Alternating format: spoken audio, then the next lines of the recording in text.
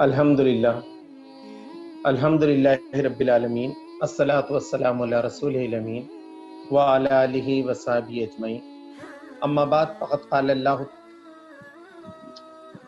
تبارک و تعالیٰ فی القرآن الحکیم والفرقان الحمید، اعوذ باللہ من الشیطان الرجیم، بسم اللہ الرحمن الرحیم، یا ایہا الذین آمنوا توبوا الی اللہ توبۃ نصوحا عسیٰ ربکم ان یکفر عنکم سیئاتکم ویدخلکم جنات تجری من تحتہا الانہار یوم لا تخزی اللہ النبی والذین آمنوا معہ نورہم یسعی بین ایدیہم وبایمانہم یقولون ربنا اتمم لنا نورنا واغفر لنا انکا علی کل شیء قدیر۔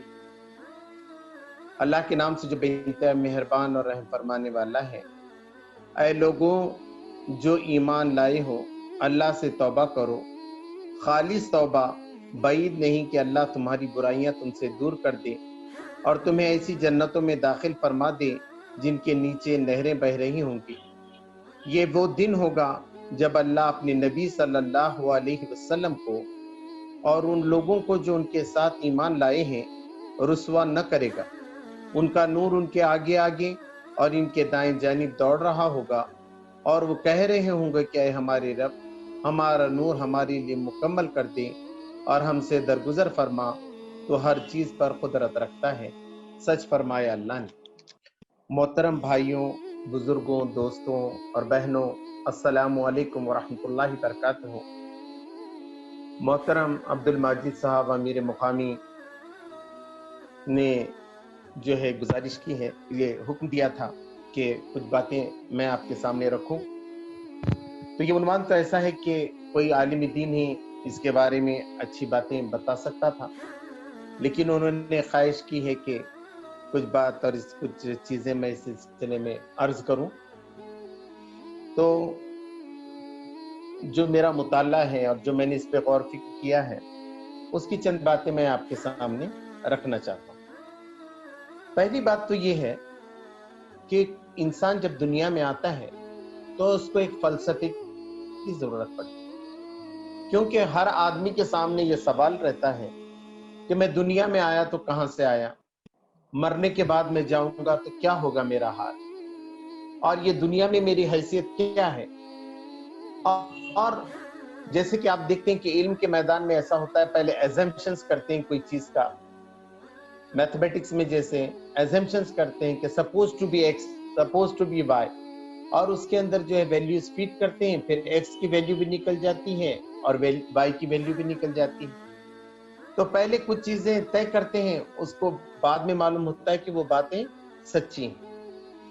تو اسلام کا جو عقیدہ ہے، جو فلسفی ہے اسلام کی، وہ یہ ہے کہ اللہ تبارک و تعالیٰ نے جو سارے کائنات کا بادشاہ ہے، خالق ہے، مالک ہے، حاکم ہے، اس نے ساری مخلوق کو ایک حیت میں پیدا کیا اور ان سے یہ پوچھا کہ میں تم سب کو زندگی دینے والا ہوں، ایک موقع دینے والا ہوں، لیکن اس میں سے صرف ایک مخلوق کے ساتھ میرا معاملہ یہ رہے گا کہ میں اس کا امتحان لوں گا اور اسے غیر معمولی آزادی دوں گا، وہ فرما برداری بھی کر سکتا ہے اور نافرمانی بھی کر سکتا ہے۔ تو ان سب لوگوں نے کہا کہ نہیں، ہم نہیں کر سکتے، جس میں قرآن مجید میں سورہ احزاب کے آخری آیتوں کے اندر یہ بات فرمائی، اِنَّا أَرَدْنَا الْأَمَانَةَ عَلَى السَّمَاوَاتِ وَالْأَرْضِ وَالْجِبَالِ فَأَبَيْنَ أَن يَحْمِلْنَهَا وَأَشْفَقْنَ مِنْهَا وَحَمْلَهَا الْإِنسَانُ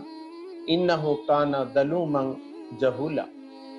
اللہ نے جب یہ امانت پیش کی آسمانوں پر، زمین پر، پہاڑوں پر، تو سب نے اس سے انکار کر دیا اور اس سے ڈر گئے اس کا بوجھ اٹھانے سے، اور انسان نے یہ چیلنج کو قبول کر لیا۔ بے شک انسان بہت ہی ناانصاف ہے، ناانصافی کرنے والا ہے اور جاہل ہے، اس لیے اس نے قبول کیا کہ اس کا انجام کیا ہونے والا ہے۔ اللہ نے کہا تھا کہ اگر یہ چیلنج میں وہ پاس ہو گیا تو پھر ہمیشہ کی جنتیں اس کو موت ہی نہیں ہوگی. خالدین فیہا ابدا, وہ جو چاہے گا ہم اس کو دیں گے. ما تشتہی انفسکم, اور اگر وہ غلط کام کر کے آ جائے, نافرمانی کر لے ہماری, تو پھر ایسی سزا دوں گا کہ کسی مخلوق کو نہیں دوں. ساری مخلوق تو مٹی ہو جائے گی, لیکن اس کی سزا اتنی خطرناک رہے گی کہ وہ عذاب میں کوئی تخفیف نہیں ہوگی. لا یخفف عنہم العذاب ولا هم ینظرون, نہ ان کو کوئی اور موقع ملے گا, نہ کوئی مہلت ہوگی, اور نہ عذاب اس سے کبھی ہٹایا جائے گا. بہت سخت ترین عذاب, آگ کا عذاب ہوگا, پیپ اور لہو پلایا جائے گا, وہاں گرم پانی پلایا جائے گا جسے آنتیں کٹ جائیں گی. یہ انجام ہوگا اس کا. اب یہ قبول کرنا ہے نہیں کرنا ہے آپ پہ ہے, آپ چیلنج لینا چاہ رہے ہیں کہ نہیں, آپ ذمہ داری قبول کرنا چاہ رہے ہیں کہ نہیں. لیکن الحمدللہ انسان نے اس کو قبول کیا, اور اسی پروگرام کے تحت اللہ تبارک و تعالیٰ نے پھر یہ ساری باتیں لوگوں کے سامنے رہی کہ وَإِذْ قَالَ رَبُّكَ لِلْمَلَائِكَةِ إِنِّي جَاعِلٌ خَلِيفَةً, کہ اب ہم وہ زمین تیار کر رہے ہیں, یہ خوبصورت دنیا بنا کر اس کے اندر چھوڑ رہے ہیں. آپ دنیا میں بھی مزہ ہے, دنیا میں بھی خوب عیش کرو, خوب کھاؤ, لذیذ چیزیں ہم تمہیں دیں گے, اور تمہارے ساتھ سکون کے تمہارے جوڑے بھی بنا دیں گے, تم کو اولاد بھی دیں گے, تم وہاں مسرت میں اپنی زندگی گزار سکتے. ایسا نہیں کہ کوئی قید خانے میں ڈال رہے ہیں, امتحان نہیں ہے, وہاں بھی ساری چیزوں کی اجازت آپ کو رہے گی. تو یہ چیزیں اللہ تبارک و تعالیٰ نے دی, انسان کو خلیفہ بنایا. اب اللہ کے بعد سب سے پاورفل جو ہے انسان ہے. یہ فلسفہ جو ہے, یہ جو باتیں میں نے کہا, اس کو ہم عقیدہ کہتے ہیں. عقیدہ, کہ ہمارا عقیدہ کیا ہے. تو ہمارا عقیدہ یہ ہے کہ اللہ ایک ہے. دوسرا عقیدہ یہ ہے کہ اس نے اپنی راستہ بتانے کے لیے رسول بھیجے.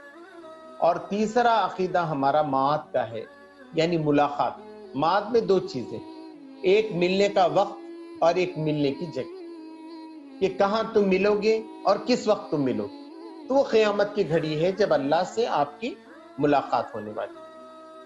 تو بار بار کہا کہ ہماری ملاقات کا وہ یقین نہیں رکھتے ہیں, ہماری ملاقات ضرور ہونے والی ہے. اب دیکھیے, عقد کہتے ہیں ہم. عقد کے معنی ہوتے ہیں گانٹھ لگانا. تو عقد نکاح بھی ہم کہتے ہیں. تو غیر مسلموں میں تو یہ ہے کہ ان کے جب 7 پھیرے ہوتے ہیں تو دولہا اور دلہن کے جو کپڑوں کو گانٹھ لگائی جاتی ہے, سر گانٹھ لگاتے ہیں, تو اس کو کہتے ہیں عقد. عقد یعنی گانٹھ لگانا. تو جیسے ہی میاں دو لڑکا لڑکی ہوتے ہیں, گانٹھ لگاتے ہیں, وہ گانٹھ وہاں ظاہر میں نہیں رہتی ہے, وہ کہیں بھی نکاح میں ان کے ذہن میں بیٹھ جاتی, وہ ذہن میں لگ جاتی, اور وہ یہ سمجھنا شروع کرتے اس وقت سے کہ یہ میری بیوی ہے. اب وہ ساری چیزوں کا اس کو ذمہ دار بناتا ہے. وہ اپنے گھر میں رہتا ہے, بے فکر چھوڑ کے نکل جاتا ہے, وہ بھی اس کو اپنا گھر سمجھتی ہے. بالکل غیر معمولی, حالانکہ کچھ بھی نہیں تھے, کل تک کچھ بھی نہیں تھے, نکاح سے پہلے تک کچھ نہیں تھے, 5 بجے تک. مگر 5:05 پہ جب قبول کر لیا تو یہ فرق واقع ہو جاتا ہے. اور زندگی بھر آپ دیکھیے کیسا مل کے رہتے وہ لوگ. ہر خاندان ایک نمونہ ہے اپنے پاس, ایک شاہکار ہے. کہ عقد کے نتیجے میں کیا ہوتا ہے, عقیدے کے نتیجے میں کیا ہوتا ہے, کہ جب اس نے مان لیا تو ختم, مان لیا. اب بیوی مان لیا تو بیوی مان لیا, شوہر مان لیا تو شوہر مان لیا. اب یہ پورا رشتہ جو ہے وہ اعتماد پہ چل رہا ہے. لیکن اگر سمجھ جائیے, وہ عقد کرتے وقت ہی دل میں گڑبڑ تھی تو وہ نکاح نہیں چل سکتا زیادہ, یا پھر کچھ غلطیاں ہو جاتی ہیں. عقد کے اندر جو وعدے ایک دوسرے سے کیے گئے تھے اس کے اندر کہیں پرابلم آ گیا تو غلط فہمی پیدا ہو. تو اس غلط فہمی کو دور کرنے کا نام رجوع ہے, توبہ ہے. کہ آدمی جو ہے نا, اب یہ کہے کہ میں نے یہ وعدہ توڑا تھا لیکن اب میں درست کرتا ہوں, تو کاؤنسلنگ وغیرہ اس کا نام ہے. اگر وہ ہو گئی تو بھی نکاح باقی رہتا ہے. لیکن اگر اسی پہ آدمی جو نافرمانی پہ, غلط فہمیوں پہ جمع رہے تو وہ رشتہ ٹوٹ بھی سکتا ہے, وقت ٹوٹ بھی جاتا ہے. اور اس کا بھی ارادہ ہی کرتا ہے آدمی, بس ارادہ کرتا ہے کہ صاحب اب نہیں, اب یہ رشتہ نہیں رہے گا, اب نہیں نبھ سکتا, یہ ختم ہو گیا. اب اس نے یہ کہہ دیا تو بھی گانٹھ لگ گئی, اب ختم ہو گیا. اب کیسے وہ مسئلے کو آپ حل کریں گے؟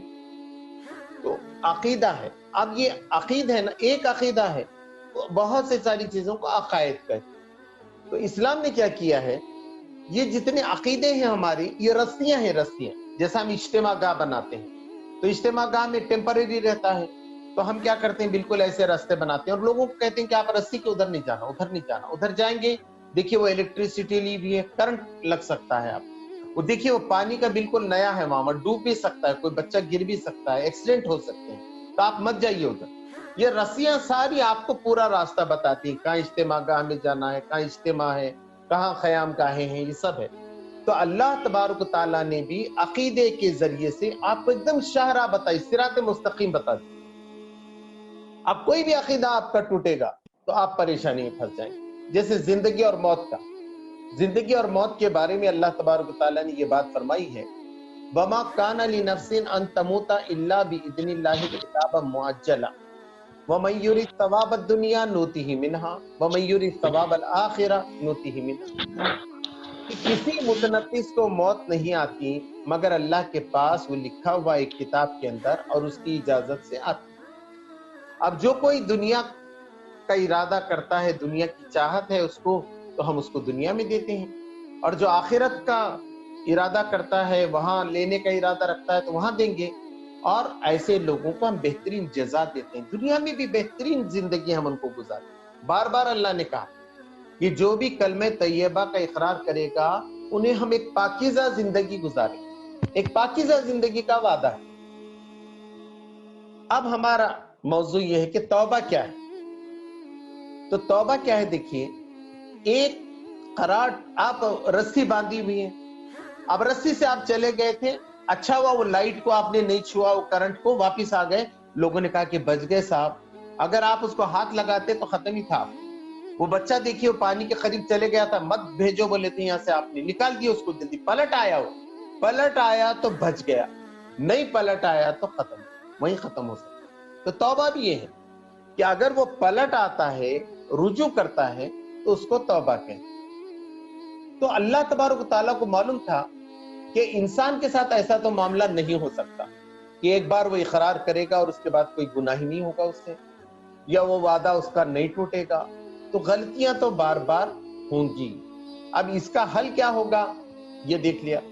تو جیسے آدم علیہ السلام کو بنایا تو وہ سب ہے کہ آدم علیہ السلام کو بتایا، سارے فرشتوں نے ان کو سجدہ کیا، پھر آدم اور حوا کو رکھا اور کہا کہ ایک درخت کے قریب نہ جانا ورنہ تم ظالموں میں سے شمار ہو۔ لیکن شیطان نے بڑی ان کو ترغیب دلائی، جا کے کہا کہ صاحب آپ لوگوں کا میں خیر خواہ ہوں، اگر آپ یہ کھاتے ہیں تو آپ فرشتے بن جائیں گے، یا ہمیشہ کی بادشاہی تمہارے پاس رہے گی، تم امرت ہے اس کے اندر، تم پی لو گے نا، کبھی تم مرو گے نہیں، اور اگر تم وہ فرشتے بن جاؤ گے، اللہ اسی لیے تم کو اس سے روک رہا ہے، فائدہ ہی فائدہ ہے، میں تمہارا خیر خواہ ہوں۔ اور انہوں نے لالچ میں آ گیا، انسان آج بھی لالچ میں آتا ہے، ایسا بہت ساری، اور نافرمانی کی نتیجہ یہ ہو گیا ان کے کپڑے اتر گئے ان کے جسم پہ سے، جنت کے پتے وہ اڑنے لگے۔ پھر اللہ تبارک و تعالیٰ نے ان کو اچھا لباس بھی دیا، یا بنی آدم وہ تم کو جو ہے ہم نے بہترین لباس عطا کیا ہے، تو اور اچھا لباس تمہارا تقویٰ ہے، ذالک خیر۔ تو یہ معاملہ ہوا ان کے ساتھ میں کہ انہوں نے گناہ کیا۔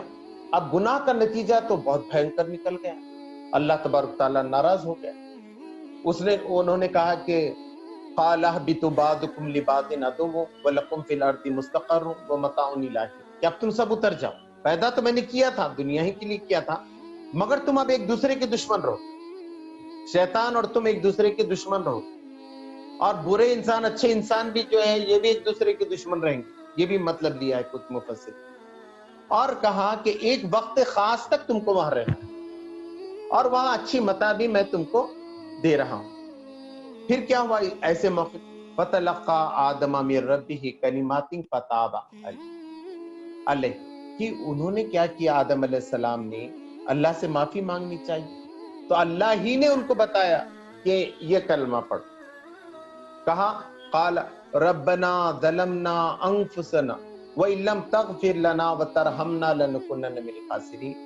انہوں نے کہا کہ اللہ ہم نے اپنے جانوں پہ ظلم کیا ہے، اگر تو ہماری مغفرت نہ کرے گا تو ہم گھاٹا اٹھانے والوں میں سے ہو جائیں گے۔ تو اللہ تبارک و تعالیٰ نے وہاں بھی وہی کہا ہے، سیم آیتیں اس کے بعد بھی آتی ہیں सूरे आराफ में कि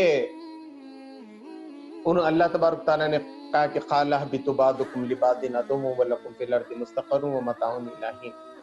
फिर अल्लाह ने कहा क़ाला फ़ीहा तहयौना व फ़ीहा तमूतूना व मिन्हा तुख़रजून व मिन्हा तुख़रजून फ़ीहा तहयौना व फ़ीहा तमूतूना व मिन्हा तुख़रजून, कि तुमको एक जीना यहाँ, मरना यहाँ।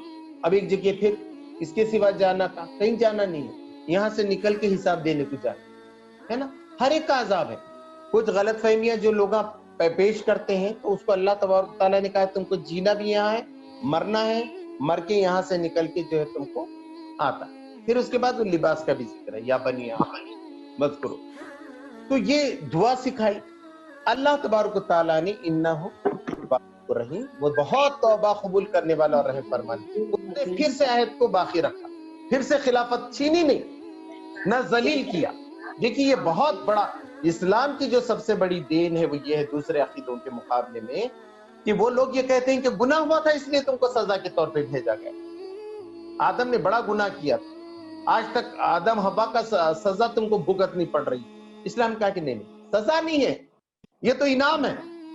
आप खलीफा हैं, आज भी हमारे प्यारे और लाडले हैं, कोई बात नहीं, हो गया था उनसे गलती, हमने माफ भी कर दिया, वहीं हमने बता भी दिया कि हमने माफ कर दिया। और तुमसे भी कोई गलती हो गई तब भी हम बार बार जो है उसको माफ करने वाले, एक बार नहीं कई बार।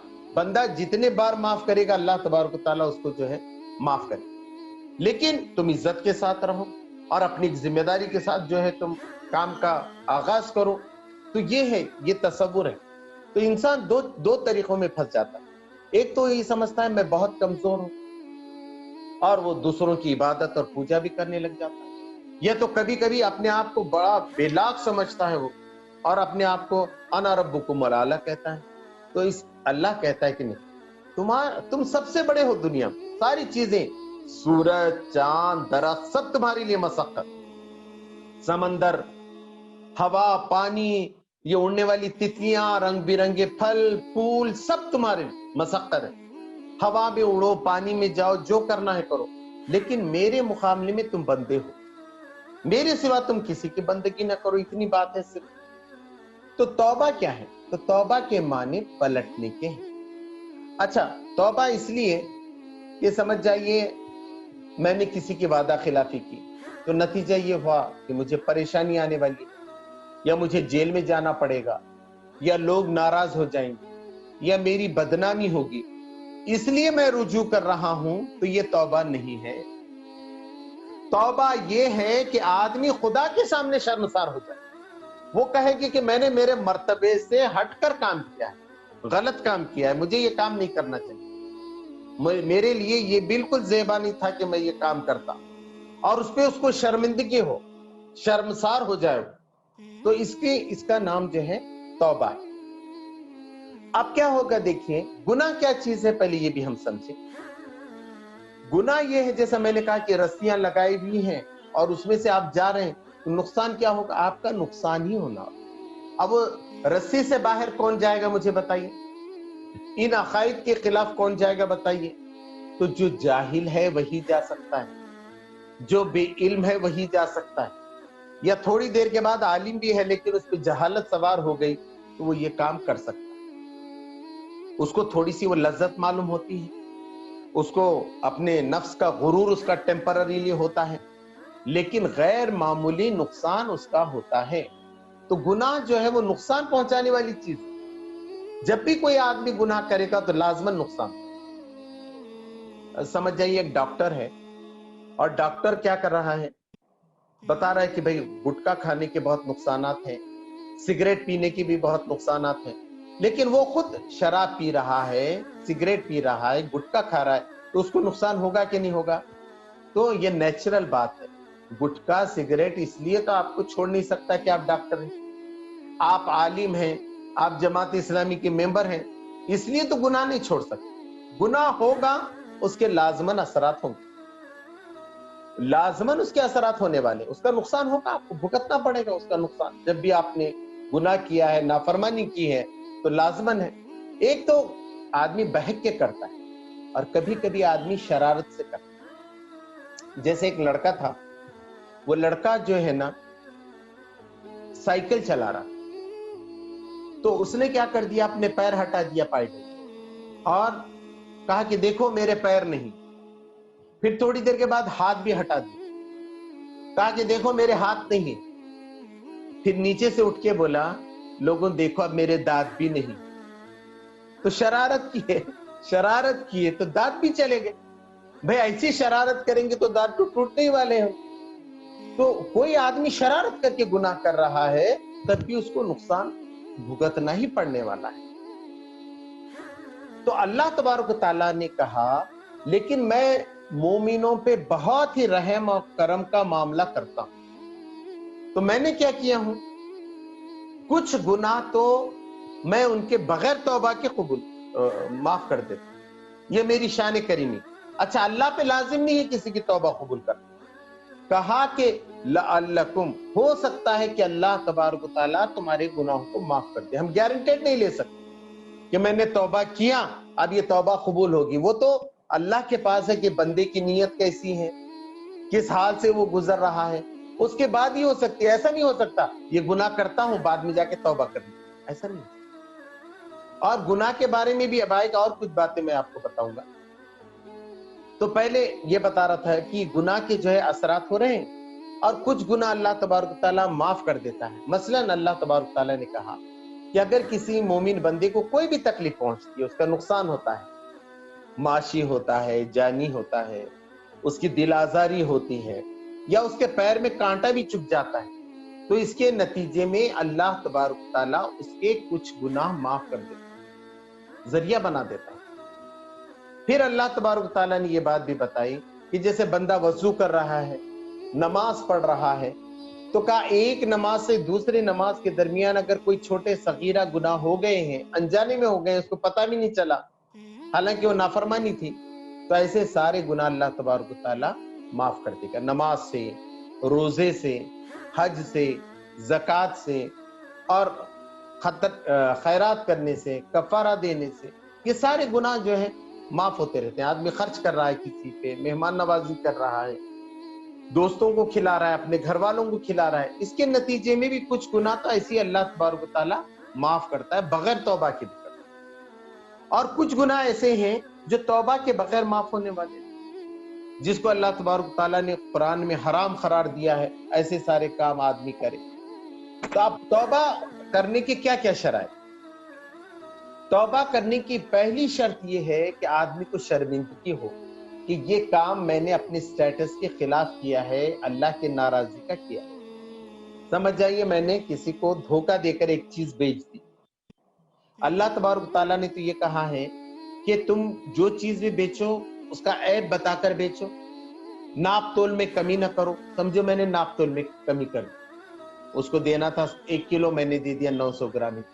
اب غلط تو کیا، میں نے گناہ کیا، ڈنڈی مار دی میں، تو مجھے شرمسار، میں نے ایسا نہیں کرنا چاہیے، میرے قسمت کا مجھے ملتا تھا، اس کو دھوکہ دے کے کیا بم۔ لیکن اگر کوئی آدمی یہ کہے بار بار، اس کو اس بات کی خوشی ہوتی کیا بیوقوف بنایا معلوم، 900 گرام، سامنے والا بیوقوف تھا، بالکل بیوقوف تھا، تو میں نے کیا کر دیا، 900 گرام نکال کے چلا لیا، کما لیا میں نے۔ اب دیکھیے اس کا کیا ہوگا، تو قیامت میں کیا ہونے والا ہے، اللہ تبارک و تعالیٰ نے کہا اگر تم نے کسی کا مال مارا ہے، کسی کو گالی دی ہے، کسی کا کوئی بھی حق تم نے وہ کیا ہے، تو آپ کی نیکیاں لے کر اس کو دے دی جائیں گی، اور اگر نہیں ہیں آپ کے پاس نیکیاں تو اس کے گناہ آپ کے اوپر اور ڈالے جائیں گے۔ تو یہ تو ہونے والا ہے۔ تو جو آدمی اگر میرے پیسے ڈباتا ہے، اگر دوسرا کوئی یہ کام کرتا ہے، تو یا تو اس کے نیکیاں مجھے ملنے والی ہیں یا میری بدیاں وہ لے گا، میری غیبت بھی وہ کرے گا، تو یہی ہوگا۔ تو اگر میں اس پہ خوش ہوتا ہوں، تو اگر آپ بار بار خوش ہو رہے ہیں اپنے کیے ہوئے گناہ پہ اور اس سے ایک لذت محسوس کر رہے ہیں، تو کہا کہ یہ بھی جو ہے نا، یہ توبہ نہیں ہے۔ توبہ میں شرمساری، بار بار احساس ہو وہ میرے سے غلطی کیوں بھی، اس کے یہ 5 روپے بچ گئے تھے، میں نے کیوں نہیں دیا اس وقت، ہاں میں نے ٹال کے لا لیا، نہیں کرنا چاہیے تھا، اس پہ اس کو شرمندگی ہونی چاہیے۔ دوسرا وہ خدا کے سامنے اظہار کرے کہ اللہ یہ میری غلطی تھی، تو مجھے معاف کر دے، گڑ گڑائے، روئے، اور اس کے بعد ایسا گناہ نہ کرنے کا عزم کرے، وہ پکا عزم کرے کہ اب میں یہ گناہ نہیں کروں گا، کبھی نہیں کروں گا، اور خدا نہ خواستہ بشری کمزوری کے نتیجے میں کبھی ہو جائے، فوراً پلٹے۔ اچھا، ایک چیز اور یہ بھی ہے اس کے اندر کہ بھائی گناہ توبہ کرنے میں دیر نہیں لگانا، فوراً وہ سوچ کے توبہ کرنے کی نہیں، بھائی ہوتے ہی معلوم ہو گیا نہیں میرے سے گناہ ہو گیا، فوراً پلٹے آتے، فوراً التائبون، بار بار پلٹنے والے، جیسے ہی یاد آیا۔ اور شیطان کیا ہے؟ شیطان اپنے گناہوں پہ اصرار کرتا ہے، وہ دلائل دینا شروع کرتا ہے، نہیں یہ میری غلطی نہیں تھی، آپ کو خیال ہے وہ 900 گرام تو میں نے دیا ہی نہیں، آ گیا ہوگا کبھی تو کیا کروں میں نے تمہارا قرضہ لیا تھا، اب نہیں یہ پیسے کیا کروں؟ اگر یہ رویہ ہے تو سمجھ جاؤ بہت گنہگار آدمی ہے۔ اگر کسی کا قرضہ لیا ہے تو اس کو نرمی سے بات کرنا چاہیے، تھا واقعی مجھے بہت گناہ ہو گیا۔ اب میں اس کے ایگزامپل بھی آپ کے سامنے کچھ دوں گا، پہلے پوائنٹس بتا دوں۔ تو یہ ایک بات یہ ہے کہ اس پہ آدمی شرمندہ ہو، دوسرا ویسا کرنے کا ارادہ نہ رکھے، تیسری بات ہے کہ وہ نیک کام کرے، اور چوتھی بات یہ ہے کہ وہ توبہ کو جو ہے بہت تیزی کے ساتھ کرے، زیادہ وہ نہ کرے، اور اگر بشری کمزوری سے ہوگی تو پھر فوراً پلٹے، اور اللہ سے امید رکھے کہ اللہ تبارک و تعالیٰ معاف کرنے والا۔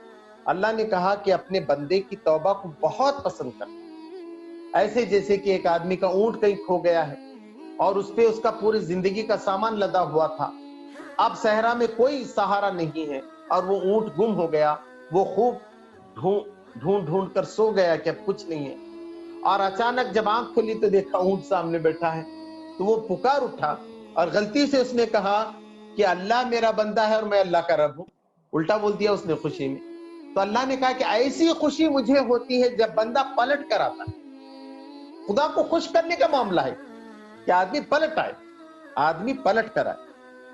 ایک مرتبہ حضرت ابو ہریرہ رضی اللہ تعالیٰ عنہ اپنے گھر میں نماز پڑھنے کے لیے جا رہے تھے، ایک خاتون باہر انتظار کر رہی، تو انہوں نے کہا، دیکھا کچھ پوچھا نہیں زیادہ، انہوں نے اندر چلے گئے، کچھ رات گزری تو انہوں نے نماز وغیرہ پڑھی، دروازہ کھٹکھٹانے کی آواز آئی، انہوں نے دیکھا تو وہی خاتون بیٹھی تھی، تو انہوں نے کہا کیا کام ہے اتنی رات میں یہاں پر؟ تو انہوں نے کہا کہ مجھ سے گناہ ہو گیا، میں اچھے خاندان کی ہوں تو مجھ سے زنا سرزد، اور اس کا نتیجہ یہ ہوا کہ مجھے حمل بھی رہ گیا، اور اس کے نتیجے میں مجھے ایک بچہ بھی پیدا ہوا، اور میں نے وہ بچے کو قتل کر دیا۔ اتنے بڑے بڑے کام کر کے آئی، اتنے بڑے بڑے، لیکن میرا دل بہت رو رہا ہے، میں کہہ رہا ہوں کہ بہت، کیا یہ ساری چیزیں میں نے دوزخ کے پانے کے لیے کی تھی؟ ایسا کیوں ہوا میرے ساتھ؟ مجھے اس پہ بڑا افسوس ہے، تو کیا میرے لیے کوئی راستہ ہے؟ میری توبہ قبول ہوگی؟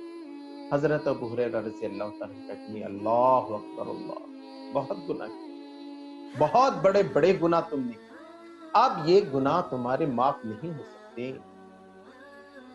صبح بھی فجر کی نماز ہو گئی، نبی کریم صلی اللہ علیہ وسلم کے پیچھے آپ نے نماز پڑھی، اس کے بعد حضور کریم صلی اللہ علیہ وسلم کے پاس جا کر کہا کہ رات میں بڑا عجیب غریب واقعہ ہوا، دل کو دکھ دینے والا ہے، آپ کو بھی دکھ ہی پہنچے گا، لیکن میں بتانا ضروری سمجھتا ہوں کہ یہ خاتون تھی، اس کے ساتھ ایسا ایسا واقعہ ہو گیا۔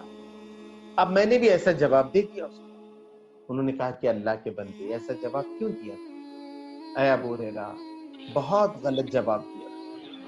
کیا تم کو سورہ فرقان کی آیت نمبر 69 اور 70 نہیں پہنچی، جس کے اندر اللہ تبارک و تعالیٰ نے کہا کہ تم جیسے بھی گناہ کرو، اگر تم توبہ کرو گے تو تم مجھے معاف کرنے والا پاؤ گے، تو اس کے سارے گناہ معاف ہوں گے۔ اگر وہ توبہ کر کے آج سے پاکیزہ زندگی گزارے تو اس کا سٹیٹس پورے مسلمانوں کے جیسا ہی ہوگا، اس میں کوئی فرق نہیں آئے گا، اس کے حیثیت میں بھی کوئی فرق نہیں ہوگا، بالکل مٹ جائے گا پورا۔ اب جب یہ گئے تو انہوں نے کہا کہ اللہ، اس کا ملاقات کب ہوگی، نہیں ہوگی؟ اب دن بھر اسی اڑ بن میں تھے کہ میں نے صحیح جواب نہیں دیا ہوں۔ عشاء کے وقت جو ہے وہ خاتون ملی تو فوراً اس کو بتا دیا کہ اللہ کے رسول صلی اللہ علیہ وسلم سے بات ہو گئی، کہ وہ وہیں سجدے میں گر پڑی اور کہا کہ میں تمہارے سامنے اعلان کرتی ہوں، میری ایک باندی ہے، اس کا ایک لڑکا ہے، میں نے دونوں کو آزاد کر دیا اور آج سے پاکیزہ زندگی گزاروں۔ تو اسلام میں کیا ہے؟ گناہ ہونے کے بعد اس کو ذلیل نہیں کرنا، کبھی اس نے غلط کیا تھا، ہوتا ایسا ہے ہمارے پاس، ایک آدمی نے چوری کیا تھا، حرام کا کھائے ہوئے بیٹھے نہیں، ختم، اس نے معاف کر دیا، اللہ کے ریکارڈ سے ڈیلیٹ ہو گیا. جیسا فون سے ہم ڈیلیٹ کرتے ہیں ایسا وہ گناہ ڈیلیٹ ہو گیا. اب آپ اس کو آر نہیں دلا سکتے.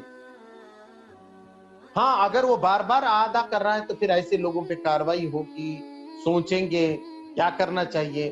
اس کے بھی کئی مثالیں جو ہے آپ کو انشاءاللہ آگے جو چند منٹ باقی ہیں اس میں انشاءاللہ میں آپ کے سامنے رکھنے کی کوشش کروں. تو یہ باتیں تھی. ایسی ایک بوڑھے کا بھی واقعہ ہے کہ اس نے بھی کہا تھا اللہ کے رسول صلی اللہ علیہ وسلم سے آ کے کہ ایسا کوئی گناہ نہیں ہے اللہ کے رسول جو میں نے نہیں کیا. صحیح بتا رہا ہوں آپ، میں کسی کو نہیں بتاتا، لیکن مجھے تو ایسا ہے کہ اگر یہ پورے شہر والوں پہ تقسیم کریں تو سب دوزخ میں چلے جائیں. اللہ کے رسول صلی اللہ علیہ وسلم سے یہ پوچھا کیا تو نے کلمہ پڑھا ہے؟ اس نے کہا اشہد ان لا الہ الا اللہ واشہد ان محمد رسول اللہ، میں گواہی دیتا ہوں کہ اللہ ایک ہے، آپ اس کے رسول. بالکل میں نے کلمہ پڑھا. اللہ نے کہا کہ یہ کلمے نے تیری ساری چیزیں جو ہیں ختم کر دی، ختم ہو گیا. نیا ایمان لایا تو نے، پھر سے کلمہ پڑھ لیا، ختم ہو گیا. اب تیرے پچھلے پورے گناہ نیکیوں میں بدل گئے. کیونکہ کیا ہوتا ہے جب کوئی آدمی برائی کا عادت کرتا ہے نا وہ چھوڑ نہیں سکتا. اب اتنا وقت نہیں ہے یہاں میرے پاس. ایک بہت پورا قصہ ہے. وہ ایک ڈاکو رہتا ہے اور وہ ملاقات کے لیے جاتا ہے تو کچھ نوجوان اس کو پکڑ کے، یہ سمجھتے عام آدمی ہے، چھری بتا دیتے اس کو اور بولتے نکال. وہ پیسے بھی دے دیتا ہے اپنے، جہاں دن نوجوان بچے ہیں اس کو بولتے یہ کھول کے بتا اندر، یہ ایسا کوٹ رہتا ہے. جب کھولتا ہے تو اندر پورے ہتھیار تو پہچان لیتے یہ کہ تو سب سے بڑا ڈاکو ہے. اس کے پیر پڑ جاتے اور بولتے کہ صاحب ہم تو معاف کرو، ہم کو کیا معلوم. وہ بولتے نہیں میں نے جو دے دیا اب تم کو وہ تمہارا ہی ہے، مگر ایک میں بات کر رہا ہوں کہ تم جلدی پلٹ جاؤ یہ راستے سے، یہ راستہ کوئی اچھا نہیں، تم یہاں سے پلٹو. تو وہ کہتے ہیں کہ صاحب آپ اگر ہم کو نہیں ماریں گے تو ہم ایک بات پوچھتے پھر آپ کیوں کر رہے ہیں. تو وہ کہتا ہے میں برائیوں میں اتنے آگے نکل گیا کہ آپ پلٹنا مشکل. کبھی کبھی گناہ اتنے ہو جاتے ہیں آدمی کے کہ پھر ہدایت نہیں ملتی. ایسی نیکیاں بھی کبھی کبھی ہوتی ہیں، آدمی اتنا نیک ہوتا ہے کہ پھر گناہ کی طرف نہیں پلٹ سکتا، کر ہی نہیں سکتا. وہ گناہ عادت ہو جاتی ہے، وہ نیک کام کرنے کی عادت ہو جاتی ہے. تو یہ ٹریننگ ہونا بھی بہت ضروری ہمارے پاس ہوتا ہے. تو وہ بوڑھے آدمی سے انہوں نے کہا کہ تو بوڑھے ہونے تک یہ کیا، اب جو چھوڑ رہا ہے یہ بہت بڑی کمال کی بات ہے کہ بڑھاپے میں آدمی چھوڑے. ایک پرانی عادت ہو گئی اس کو چھوڑ دے تو یہ بہت بڑی بات ہے. اللہ تو اس کے نیکیاں، اس کے گناہوں کو نیکیوں میں جو ہے بدل دے. پھر سورہ توبہ، تو پوری سورہ توبہ کے اندر یہ واقعہ ایک تھا کہ وہ بہت نیک تھے کچھ صحابہ کرام، لیکن جنگ تبوک میں نہیں جا سکے تھے. تو انہوں نے کیا کیا، حضور آنے سے پہلے اپنے آپ کو ستونوں سے باندھ اور کہا کہ جب حضور کھولیں گے تو ہی ہم کھولیں گے یہاں. تو پھر کیا ہوا، کچھ دنوں کے بعد وحی آئی، اللہ نے ان کو معاف کر دیا کہ ان کے کچھ گناہ کر رہے ہیں، کچھ نیک کام ان کے ہیں، ملی جلی زندگی ہے تو اللہ غفور الرحیم ہے، اللہ ان کو معاف کر دے گا. انہوں نے کہا کہ حضور نے خود کھولنا، تو حضور نے اپنے ہاتھوں سے فجر کے بعد ان کی رسیاں کھول دی. اور 3 صحابہ جو کعب بن ملک کے ساتھ تھے اور 2 صحابہ کرام رضی اللہ تعالیٰ عنہ، تو وہ دونوں تو جنگ بدری صحابی بھی تھے لیکن جنگ تبوک میں نہیں جا سکتے اور اللہ کے رسول کو انہوں نے سب سچی کہہ دیا. تو 40 سال تک ان کی آزمائش، 40 دن تک، اور 40 دن کے بعد ان سے کہا تم بیویوں سے بھی الگ ہو، اور 50 دن کے بعد پھر ان کو مغفرت کا پیغام آ گیا، ان کی توبہ قبول ہو گئی. تو یہ ہم سب سن رہے ہیں، جماعت اسلامی میں کوئی نیا واقعہ یہ نہیں، آپ نے کئی بار سنا ہوگا 3 صحابہ کا، اور بہت ڈیٹیل ہے کیونکہ خود وہ صحابی نے اس قصے کو بیان کیا ہے بخاری شریف وغیرہ میں بھی. تو اس کے اندر بھی بتایا گیا کہ کتنا اچھا ڈسپلین ہوتا ہے، ایک امیر کیسا اس وقت کرتا ہے، ایک امیر کیسا سٹرکٹ لیتا ہے. تو کچھ گناہوں پہ سزا بھی دینا پڑتا ہے، اپنے ہیں لیکن ان کو سزا آپ کو دینی پڑے. اللہ کے حدود کے اندر کوئی نہیں. ایک خاتون نے چوری کی، اب وہ کہہ رہے کہ اب ہم توبہ کر رہے ہیں، نہیں، توبہ کے ساتھ وہ سزا بھی بھگتنی پڑے. لوگوں نے اسامہ رضی اللہ تعالیٰ عنہ کو بھیجا کہ سب سے لاڈلے ہیں، اللہ کے رسول صلی اللہ علیہ وسلم نے کہا کہ نہیں، حدود کے معاملے میں اب یہ توبہ یا نہیں، وہ ہاتھ کٹے گا. اگر میری بیٹی فاطمہ بھی کرتی چوری تو اس کے بھی ہاتھ کاٹ. تو کچھ تو سزائیں، جب ساری چیزیں سامنے آ گئی تو صرف اب توبہ سے کام نہیں چلے. ایک وقت ایسی زنا کا ایک معاملہ حضرت عمر رضی اللہ تعالیٰ عنہ کے سامنے ہوا، یعنی نبی صلی اللہ علیہ وسلم تھے ابھی حیات. ایک صاحب آیا اور انہوں نے حضرت عمر کو بتایا کہ ایسا ایسا ہوا ہے، ہم بولنے چاہتے ہیں۔ وہ بولے حضور کے پاس چلے گئے تو سزا ملتی، اندر اگر تم نے ادھر کا ادھر معافی تلافی کرے تو اس پہ سزا نہیں ہے۔ اس لیے گناہ ہو گیا تو کہا گیا گناہ پہ پردہ ڈالو۔ اگر تم دوسروں کے گناہ پہ پردہ ڈالو گے تو اللہ تمہارے گناہوں پہ پردہ ڈالو۔ اور گناہ کا ذکر مت کرو، بار بار لوگوں کے گناہ کا ذکر کرو گا تو لوگ اور زیادہ باغی ہو جائیں گے، بے شرم ہو جائیں گے اور زیادہ گناہ کرنا لگیں گے وہ پورے کے پورے۔ تو یہ واقعات بھی قرآن میں ایگزامپلز دے دے کے ان باتوں کو جو ہے بتایا گیا ہے، اور بتایا اپنی نیکی کو گناہ کر کے ایسا مت کرو۔ جیسے کہ خاتون تھی، وہ سوت باندھتی تھی کہ میں یہ سوت کے اچھے کپڑے سردیوں میں دوں گی، اور وہ سوت کو کاٹ کے ٹکڑے ٹکڑے کر دیتی۔ تو آپ نیکی بھی کر رہے ہیں، پھر گناہ کر کے اس کو بار بار ٹکڑے بھی کر رہے ہیں۔ تو اسی لیے کہا نماز قائم کرو اور نماز کے محافظ بنو۔ تباہی ہے ان کی جو اپنے نمازوں کی حفاظت نہیں کرتے، یعنی یہ نیکی جو تم نے نمازوں کی کمائی تھی، اب گناہ کرے کہ نماز کی چلے گئی نا، ختم ہو گیا، کیا فائدہ ہوا نماز پڑھ کے؟ وہ نماز کا ثواب تو گناہ کو برابر کرنے میں چلے گیا، پھر بچا کیا آپ کے پاس؟ تو اپنی نمازوں کی حفاظت، اپنے عمل کی، روزے کی اور تلاوت کی، سب کی یہ اہمیت باقی رہ سکتی ہے جب آپ اس سلسلے میں گناہ نہ کریں۔ تو یہ ہے کہ عقائد یہ بتاتے ہیں، ہم کو راستہ بتاتے ہیں، اس سے ہٹنے کے بعد گناہ ہوتا ہے، گناہ کے بعد توبہ ہے، توبہ کے بعد کامیابی ہے۔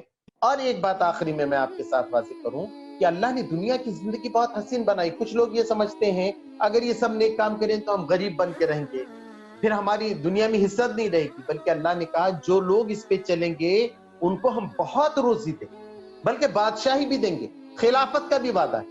اور پوری جماعت اسلامی ہند جو بنی ہے اسی پہ بنی ہے کہ صرف دنیاوی کوششوں پہ نہیں ہوتی، بلکہ اخلاق کی بنیاد پہ ہوتی۔ آپ کے اندر جو نیتکتا رہے گی، آپ کے اندر جو خدا کا تقوی رہے گا، آپ کے جو اخلاق رہیں گے، اخلاقی بنیاد پہ دنیا کے فیصلے بھی ہوتے ہیں۔ اگر ہمارے اندر اخلاق نہیں ہے تو ہم کبھی بھی کامیاب نہیں ہو سکتے۔ میں سب کے سامنے تو دیندار ایسے ڈریس پہن کے بیٹھ سکتا ہوں، لیکن اگر میرے اندر نہیں ہے تو میرے نہ محبت لوگوں کی دلوں میں پیدا ہو سکتی ہے، نہ اچھا رزق میرے پاس آ سکتا ہے، نہ اچھا منصب بھی کسی کو حاصل ہو سکتا ہے۔ یہ سب ہونے کے لیے اخلاق، اللہ سے تعلق، گناہوں سے بچنا بہت ضروری ہے۔ دنیا کے بھی جتنے حکمراں ہیں وہ بھی بہت گناہوں سے اکثر بچے ہوئے رہتے ہیں۔ ایک اخلاقی حص رہتی ہے۔ اللہ تبارک تعالیٰ جب بناؤ بگاڑ میں مولانا نے یہی بتایا کہ جو لوگ بناؤ کا کام کرتے ہیں حکومت انہی کو ملتی ہے، اور جو بگاڑ کا کام کرتے ہیں اللہ تبارک تعالیٰ چھین لیتا ہے۔ اللہ کسی قوم کی حالت نہیں بدلتا جب تک وہ اپنی حالت نہیں بدلتا۔ اگر ہم گناہ کرنا نہ چھوڑیں اور اچھے کام اس پہ توبہ نہ کریں اور اچھے کام نہیں کریں گے تو پھر ہم کو بھی جو ہے کامیابی نہیں مل سکتی۔ ورنہ دنیا بڑی حسین ہے، بہت اچھی ہے، اور دیکھیے امتحان بھی اتنا آسان ہے۔ اب اللہ نے پیدا تو دنیا میں کر دیا، اب بالغ ہونے سے پہلے جو مر گیا اس کے لیے تو جنت ہے، کسی بھی مذہب میں پیدا ہو جائے، کسی بھی کلر، کسی بھی ذات میں پیدا ہو جائے، نابالغ ہونے سے پہلے مر گیا تو اس کے لیے تو جنت ہے۔ پھر اس کے بعد اس کی عمر کے حساب سے جو ہے اس کے حساب ہے۔ اب مر جاتا ہے تو ہم بڑا افسوس کرتے، وہ مر گئے، اب کیا کرنا تھا ان کو، زندہ ہی رہنا تھا کیا؟ بھئی ختم ہو گیا، ایک موقع تھا 40 سال تک اس نے کیا، اب جانا ہے، اس کو حساب دینا ہے۔ ان الموت الذی تفرون منہ فانہ ملاقیکم، یہ موت جس سے تم بھاگتے ہو اس سے تو تمہاری ملاقات ہونی چاہیے، اور پھر تم لوٹا ہو جائے گے اس عالم اور غیب کے جاننے والے کے پاس جو غیب اور شہادت کا علم رکھتا ہے۔ پھر اللہ نے کہا ہم بتا دیں گے کہ تم کیا کر کے آتے تھے۔ ہم سب کو جانا ہے، موت کوئی بری بات نہیں۔ کرونا آیا تو کرونا موت بن کے نہیں آیا، عقیدے کے خلاف ہے۔ موت کا وقت طے ہے، قیامت کا جیسا وقت طے ہے، موت کا وقت طے ہے۔ اگر ہماری موت ہے، کرونا سے آتی ہے، ہارٹ اٹیک سے آتی ہے، ایکسیڈنٹ سے آتی، اور اگر نہیں آئی، آدمی چاہے تو کنکر سے مرتا ہے، ورنہ بڑی بڑی جنگ میں جا کے بھی واپس آتا۔ خالد بن ولید رضی اللہ تعالیٰ عنہ کہتے تھے اگر کوئی سمجھتا ہے کہ جنگ میں کوئی مرتا ہے تو مجھے دے۔ تو آدمی نہیں مرتا، اس کی موت پہ مرتا ہے۔ بس ہم کو بھی ایک موقع ملا ہوا ہے، ابھی ہمارا انتقال ہو سکتا ہے، بس ہم کو خدا کے پاس جانا ہے۔ اس سے پہلے اپنی تیاری کرنا ہے کہ بھئی ہم نے اپنے رب کو راضی کیا ہے کہ نہیں، توبہ کیا ہے کہ نہیں۔ یہ دروازے صرف موت کے فرشتے آنے تک کھلے رہنے والے۔ ایک بار موت کا فرشتہ آیا، اس کے بعد کوئی کہہ رہا ہے کہ اب میں توبہ کرتا ہوں تو اس کی توبہ قبول نہیں ہوگی۔ اب قیامت میں بول رہا ہے، قیامت میں سب اللہ اب میں توبہ کرتا ہوں، کہا کہ یہاں نہ تمہاری معذرت قبول ہوگی نہ تمہیں توبہ کا موقع ہے۔ तौबा का मौका है, पूरे होश हवास में आप हैं, आज तक गुनाह किए, अल्हम्दुलिल्लाह आज सिर्फ जबान से माफी मांग। जबान से माफी मांगना भी एक गांठ है, एक अकीदा है, एक अक्द है। वो आप कहो अल्लाह मेरे सारे गुनाहों को माफ कर दे, अब से मैं नहीं करूंगा, आपके पिछले सारे गुनाह माफ होने की उम्मीद है। अल्लाह तबारक तआला से दुआ है कि मुझे आपको सही तौबा करने की, सच्ची तौबा करने की तौफीक अता फरमाए। जो आयतें मैंने पढ़ी थी उसमें यही बात है कि तौबा करो और सच्ची तौबा करो, सदक़े दिल के साथ तौबा करो, तो अल्लाह तुमको ऐसी जन्नतों में दाखिल करेगा जिसके नीचे नहरें बह रही होंगी। और आखिरत में अल्लाह ना नबी को रुसवा करेगा सल्लल्लाहु अलैहि वसल्लम को, ना मोमिनीन, और इनके आगे इनका नूर होगा, इनके अमाल के नतीजे में। दूसरे लोग ठोकरें खा रहे होंगे, मुसलमान डर जाएंगे कि हो सकता है कि हमारा नूर भी बुझ जाए, मालूम नहीं कितना है। अतमिम लना नूरना, अल्लाह हमारे नूर को भी मुकम्मल कर दे। तो बस अल्लाह तबारक तआला गफूर व रहीम है। अल्लाह तबारक तआला मेरे आपके गुनाहों को माफ फरमाए, तौबा करने की तौफीक अता फरमाए। वाखिर दावाना अनिल हम्दुलिल्लाह।